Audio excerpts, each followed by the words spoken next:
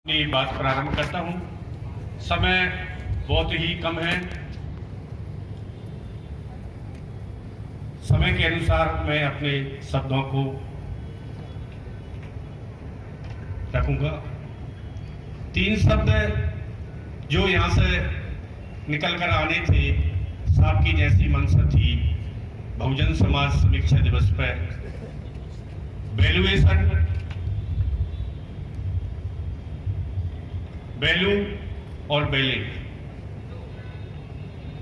जो समीक्षा दिवस है ये राष्ट्रीय बौद्ध महासभा के वैल्यूएशन के लिए एक वैल्यूएशन के आधार पर साहब उस प्रकार का एक थिंक टैंक निकालना साहब का उद्देश्य है कि राष्ट्रीय बौद्ध महासभा को अभी तक बहुजन समाज की आइडियोलॉजी से हम कितना परिचित करा पाए हैं और इस परिचित हुए आइडियोलॉजी से आगे तक हम इसको कहां तक ले जा सकते हैं, इसका भी मूल्यांकन साहब के द्वारा किया जा रहा है। यहाँ से इतने भी साथियों ने अपनी बात को रखी है, कहीं ना कहीं उनका माइक्रो स्क्रीनिंग साहब के द्वारा की जा रही है। ये शायद आपको मालूम नहीं होगा, मैं बताना चाह रहा हूँ। जो वैल्यू साहब निकालेंगे आपके वैल्यूएशन के आधार पर, वैल्यू कब निकलती है?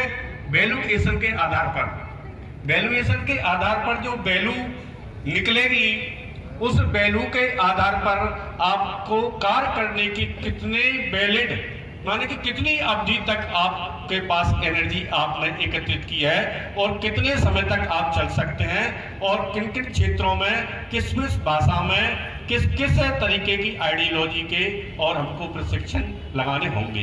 इसके आधार पर मानवर साहब ने ये कार्यक्रम लगाया था और एक कार्यक्रम में काफी हद तक राष्ट्रीय बौद्ध महासभा के संस्थापक जी सफल भी रहे हैं। उन्होंने माइक्रो स्क्रीनिंग के द्वारा जो अपनी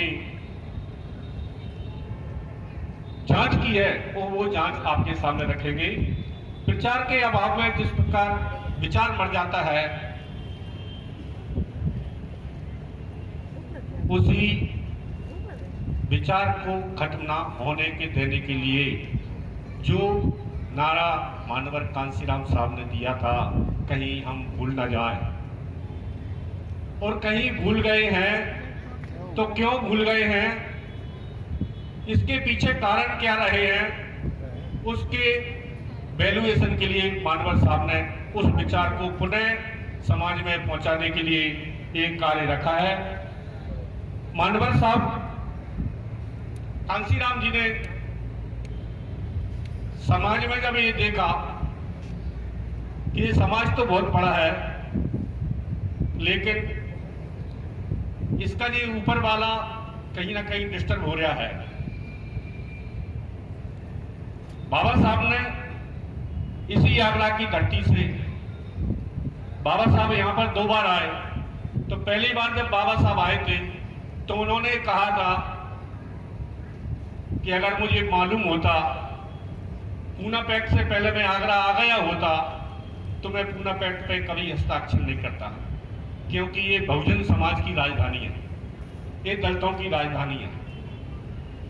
एक ये शब्द बाबा साहब ने पहली बार में बोला और बाबा साहब जब दूसरी बार आए तो उन्होंने कहा कि मुझे बहुत दुख है, क्योंकि मुझे जिस समाज को मैं पढ़ा लिखा समाज समझता था, उस समाज ने मुझे धोखा दिया, पढ़े लिखे लोगों ने मुझे धोखा दिया है।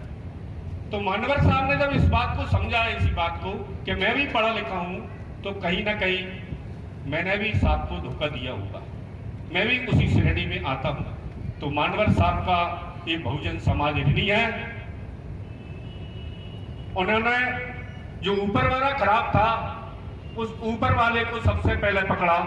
ये विचार मानवर साहब के 1972 में नागपुर को छोड़ने के बाद जब वो इधर उत्तर प्रदेश की धरती पर आते हैं, 72 में नागपुर से मानवर साहब आते हैं उत्तर प्रदेश की धरती पर, उत्तर भारत में, और 73 में उनके मन में ये विचार आया कि जो ऊपर वाला है और जो जिसको सोच समझ रखता है जो ब्रेन है बहुजन समाज का वो कहीं डिस्टर्ब है।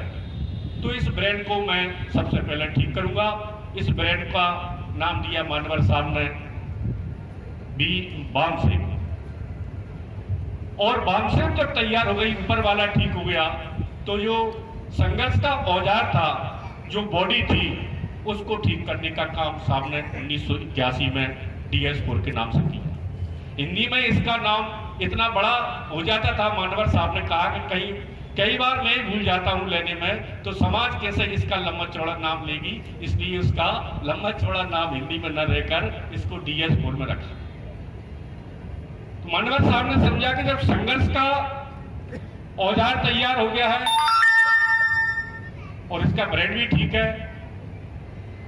तो 1984 में जो बाबा साहब ने कहा था कि बहुजन समाज को मैं शासन करता जमात देखना चाहता हूं, तो मानवर साहब ने जो 3 प्रकार के नॉन थे, उन 3 प्रकार के नॉन को ऑन कर दिया, और बाबा साहब का जो इशारा है स्टेच्यू का अधिकतर, उस इशारे की ओर कह दिया कि अब दिल्ली कोई दूर नहीं।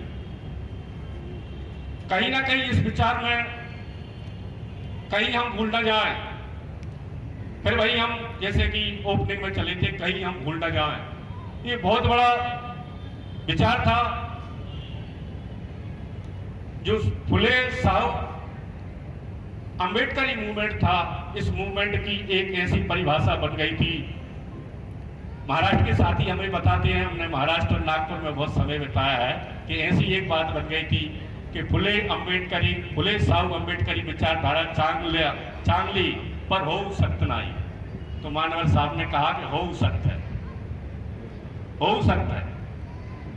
उन्होंने कहा कि मैंने 20 साल नागपुर में अंबेडकर बात को बारीकी से सीखा है, और उधर से आकर उत्तर भारत में मुझे कहीं डर न लगा कि महाराष्ट्र की धरती ने मुझे स्वीकार उस प्रकार से नेतृत्व नहीं किया, और जो बाबा साहब के द्वारा बनाई हुई थी एक विंग थी, वो विंग कहीं ना कहीं भटक गई थी, इसलिए वो भटकी हुई विंग से पीछा छोड़कर इधर आए, और इधर आकर उन्होंने फिर उनके मन में ये आशंका जागी, कहीं मेरे ऊपर ये फिर से ये वो न लग जाए कि क्षेत्रवाद का लेवल, कि आप तो एक पंजाब के नेतृत्वकर्ता समाज के व्यक्ति हैं, उत्तर भारत आपको क्यों स्वीकार करे।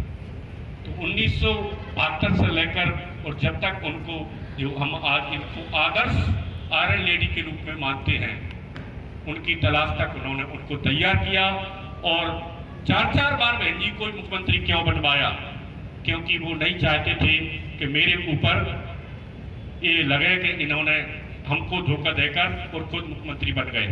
उन्होंने बहन जी को अपना नेतृत्व दिया, और वो बहुजन समाज को जागृत करने का ही काम करते रहे। समय के साथ धीरे धीरे कहीं ना कहीं उस विचार में जो सामाजिक बदलाव आना था, सांस्कृतिक बदलाव आना था, वही कहीं ना कहीं पिछड़ता जा रहा था। राष्ट्रीय बौद्ध महासभा ने उस विचार को पुनः पकड़ा, और मानवर साहब उस विचार को पुनः समाज में जगाने के लिए कार्य कर रहे हैं। तो मानवर साहब के कार्य को बढ़ाने के लिए हम पूरे भारत में कार्य करते हैं। तो हमको एक प्रकार की समस्या मिल जाती है, शाब्दिक मायाजाल। कल हमारे उड़ीसा प्रदेश के बहुत ही ऊर्जावान साथी माननीय MR प्रसाद साहब ने यहाँ 2 शब्द रखे थे। कॉपरेशन को हिंदी में उन्होंने बोला था कि सहकार की कहीं ना कहीं कमी हो जाने के कारण आज हम इस स्थिति में पहुंच गए कि हमें हमारे ऊपर विश्वास नहीं है, हम हमारी समीक्षा कर रहे हैं। सहकार एक अलग शब्द है और मदद एक अलग शब्द है। सहकार का मतलब होता है कि जो विचारधारा लेकर ध्वज भारत पायोनियर आगे चल रहे हैं, उनके साथ संग रहकर उनकी विचारधारा को जो का तो उनके साथ रहकर आगे बढ़ाना, ये सहकार होता है।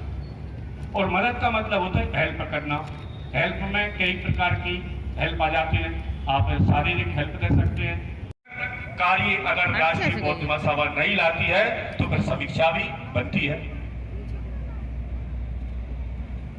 बाबा साहब ने 1956 में धम्म दीक्षा ली, लेकिन दी बुद्धिस्ट सोसाइटी ऑफ इंडिया की स्थापना 1955 में बाबा साहब ने की थी।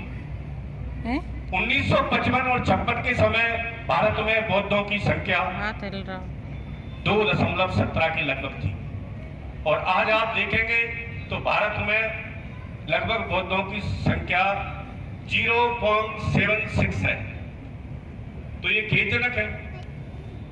तो राष्ट्रीय बौद्ध महासभा से पहले जितने भी हमारे सभी साथी कहते हैं अम्बेडकरवादी है, बुद्धवादी जो संस्थाएं बनी हुई है, वो हम सब हमारे बड़े भाई हैं, हम उनको बड़ा भाई मानते हैं, और छोटे भाई के रूप में हमारा मानने का उनसे अधिकार बनता है, हक बनता है कि भाई साहब आपने इतने दिनों में क्या किया, हमें बताइए, हम भी वही करना चाहते हैं।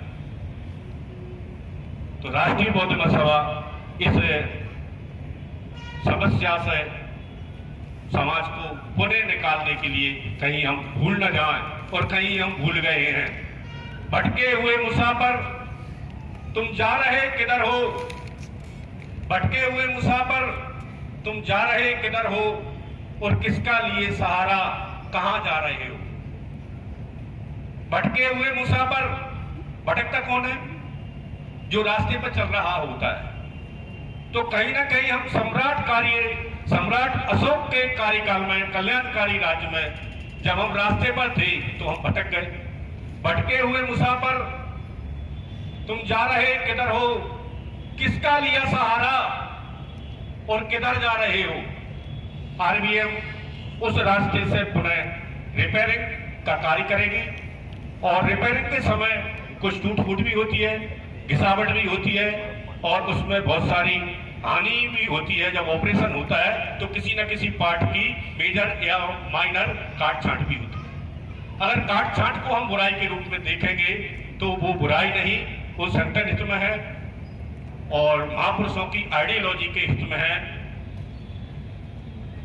14 अक्टूबर 1956 को ली गई दीक्षा कोई खींच या हड़बड़ाहट में लिया गया फैसला नहीं था।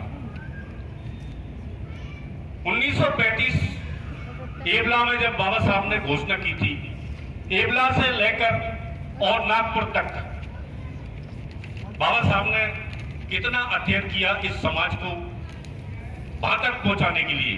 तो बाबा साहब ने इंग्लिश में एक कोटेशन लिखा था कि आई will remove your suspension, doubt and suspension.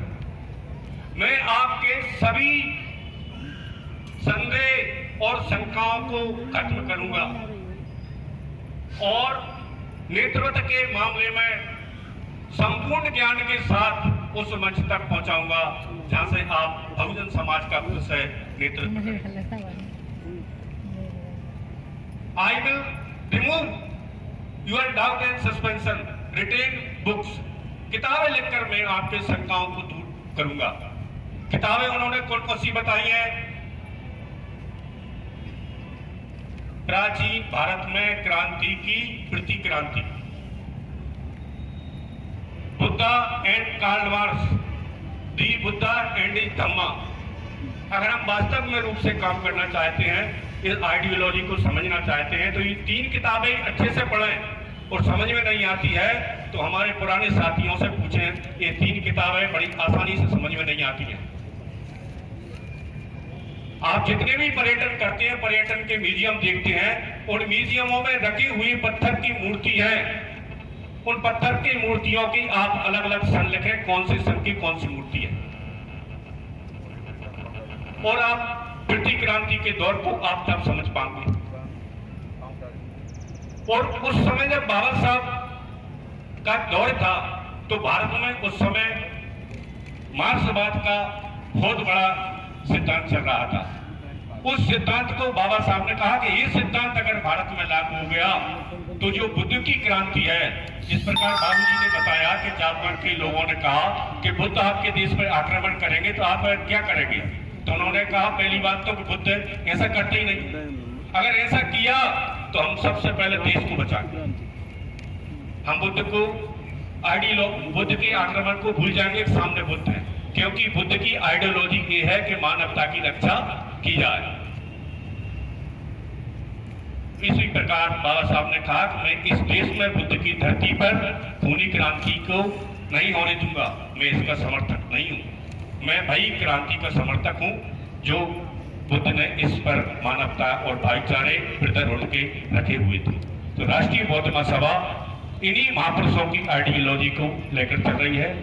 आज हम मानवर साहब की कार्यों को यहाँ रख रहे हैं। मानवर साहब की पीछे लोग ऐसे ही नहीं चलते थे, उसके पीछे कुछ कारण थे, मैं आपको बता रहा हूं। उनके बारे में ऐसी कहावतें चलती थी कि एक ऐसा आदमी है जो दाल भात अकेले ही खाता है और रात दिन काम करता है। तो कुछ जगह कहते हैं कि भाकरी कली ही खाता है और आदमी रात दिन काम करता है। 3-3 दिन बिना खाए भाई रात दिन काम करता है समाज के लिए। चाय ब्रेड में ही दिन निकाल लेता है, टूटी खटिया पर बैठ के ही अपना समय निकाल लेता है, फटे पुराने कपड़े पहन के ही रात दिन काम करता है। साइकिल में हवा भरने के लिए 5 पैसे भी नहीं है तो 5 पैसे कहीं से जुगाड़ करके अपना काम बहुजनों के लिए करता है। समाज ऐसा दीवाना होता है, मैग्नेटिक पावर ऐसे ही नहीं जाता। जब इस प्रकार के कार्य उस व्यक्ति ने किए जो उनको महानता की श्रेणी में रखते हैं, तो महान पुरुष की परिभाषा बाबा साहब ने गांधी रानाडे एंड जिन्ना में जो पुस्तक लिखी है उसमें बहुत अच्छे से की है और 3-4 शब्दों का उल्लेख किया है। पहला शब्द उन्होंने लिखा है फिटेस्ट, के पहले प्रकार के व्यक्ति कौन है कि फिटेस्ट होते हैं। दूसरे हैं बेस्ट, ये सर्वश्रेष्ठ होते हैं। और तीसरे प्रकार के जो बेस्ट एंड परफेक्ट, तो बेस्ट एंड परफेक्ट टाइप के जो व्यक्ति हैं, समर्पित व्यक्ति हैं, भय मानता की श्रेणी में लाते हैं। तो तथागत बुद्ध की जो आइडियोलॉजी थी, जो अपने लिए नहीं, जैसे उसका जिक्र हम छोड़ना नहीं चाहते थे। 20 मार्च सामने आने वाला है। बाबा साहब की पहली क्रांति 20 मार्च जो महान दिवस के रूप में मानी जाती है, यहाँ से उनकी पहली क्रांति थी। और तथागत की पहली क्रांति अपने ही देश के विरुद्ध, अपने ही राज्य के विरुद्ध विद्रोही के रूप में वो हुई थी। तो सिर्फ और सिर्फ एक पानी के गिलास के पानी के कारण हुई थी, जो कल धीमान साहब ने बताया था कि आप जो पानी गिलास से बड़े आसानी से पी लेते हैं, उसके पीछे लॉजिक था, इसके पीछे संघर्ष की कहानी। तथागत की बुद्ध की क्रांति जब होती है तो पानी को लेकर होती है, 2 देशों के बंटवारे के लिए, अपने देश के लिए नहीं, अपने राज्य के लिए नहीं, पड़ोसी राज्य को सुरक्षित करने के लिए, उसको पानी देने के लिए। भाई अपने ही राज्य और अपने ही देश के विरुद्ध क्रांति करते हैं। अपने ही देश में आपको पानी, हमको पानी दिलाने के लिए बाबा साहब क्रांति करते हैं।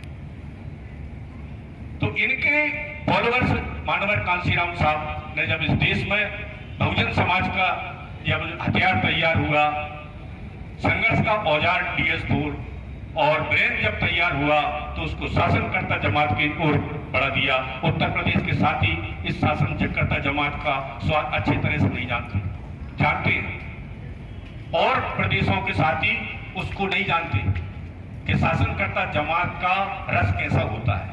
सब इसका अनुभव करते हैं पूरे देश प्रदेशों के साथी, लेकिन उत्तर प्रदेश के साथियों ने एक बार नहीं 4 उसको देखा है। तो इस प्रकार के हमारे मानवर साहब के जैसे त्याग न होने के कारण हमारे इधर समीक्षा में जो बात लेकर के आई है कि जब साहब ने 3 महीने से माता बच्चे की बार आपसे कहा कि आपको 3 दिन ऐसे रहना है जेल के जैसे, और जबकि हम उनको आज देखते हैं तो वही हुआ जिसका हमें आशंका थी कि 29 वर्ष में तथागत अपना गृह त्याग करते हैं। और मानवर साहब ने जिस दिन इस्तीफा दिया था, उनके जन्म 15 मार्च से लेकर उनका जो जन्म तारीख थी, और इस्तीफा देने की आप जब निकालोगे तो 29 वर्ष हुए थे उस समय मानवर कांशीराम साहब को। एक संयोग कहिए, इत्तेफाक कहिए, या किसी कारणवश कहिए, महापुरुषों की श्रेणी में मानवर कांशीराम साहब ऐसे ही नहीं आ जाते, महापुरुषों की परिभाषा में ऐसे ही नहीं आ जाते। ये समक्ष में आई समानता खुली आंखों से उनने भविष्य में खुद पर विश्वास करना सीखा। इन समंत साहब बाबा साहब के 3 सूत्रों के बारे में सब जिक्र करते हैं, लेकिन चौथा सूत्र है उसके बारे में कोई जिक्र नहीं करता। खुद पर विश्वास करो। तो मान्यवर साहब ने यहीं से पकड़ा कि पहले आप खुद पर विश्वास तो करो कि हम शासनकर्ता जमात हो सकते हैं। तो वही मान्यवर भारती साहब आपको विश्वास कराना चाहते हैं कि आप बैठकर कम से कम 2-3 दिन विश्वास तो करो कि हम कुछ कर सकते हैं। अनुशासन और ऊपर की गाइडलाइन जब तक हम नहीं मानेंगे, जब तक चाहे हम कुछ भी कर लें, हम आगे नहीं बढ़ सकते। इसीलिए ये समीक्षा का कार्य 3 दिन के लिए रखा गया था और कार्य के आधार पर अब मानवर साहब आगे का रोड मैप तैयार करेंगे।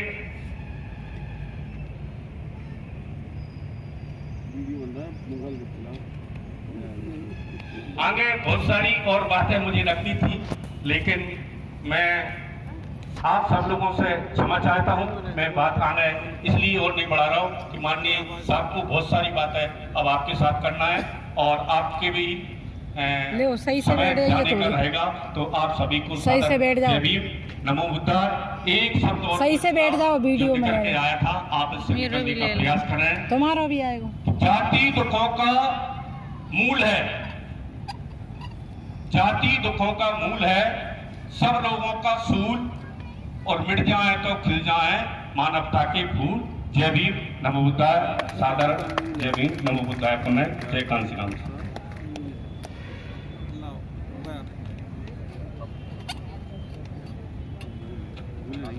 बहुत बहुत साधुवाद।